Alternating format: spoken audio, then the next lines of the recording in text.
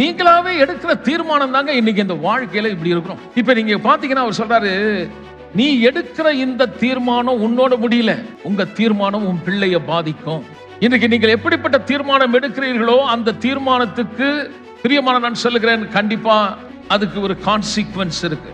பாவத்துல வாழறது அது ஒரு தீர்மானம், திருடி பிழைக்கணும்ன்றது அது ஒரு தீர்மானம், வேலையை செய்யாம சோம்பேறியா முடங்கி கிடக்கிறது அது ஒரு தீர்மானம், ஜபிக்கவே ஜபிக்காம சும்மா போறதும் வரதுமா இருந்து அது ஒரு தீர்மானம். சபைக்கு இன்னைக்கு வந்ததும் ஒருவேளை வராம யாராவது தூரத்துல இருந்தாலும் அது அவங்க எடுத்த தீர்மானம். கெட்ட நண்பர்களோட பழகிறதும் அது உங்களுடைய தீர்மானம். இன்னைக்கு நான் தோல்வியா வாழ்ந்தனா அது என்னுடைய தீர்மானம், ஏழையா இருக்கிறேன்னா அது என்னுடைய தீர்மானம், அல்லது பீயிங் மீடியாக்கால் இல்ல ஒரு சாதாரண நிலைமையில நான் வாழ்ந்துட்டு போறேன்னா அது உங்களுடைய தீர்மானம். இப்ப நீங்க வாழணும், நல்லா இருக்கணும்னா கர்த்தர் சொல்றாரு, நீ முதல்ல நான் உனக்கு முன்னாடி ஆசீர்வாதத்தையும் சாபத்தையும் வைக்கிறேன், நீ அதை கொஞ்சம் பாரு.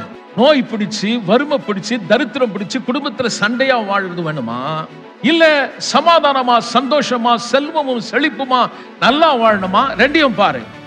எதை விரும்புறியோ, ஒருவேளை உனக்கு தெரியலனா ஒரு சின்ன ஹிண்ட் கொடுக்கிறேன், ஜீவனை தெரிந்து கொள்.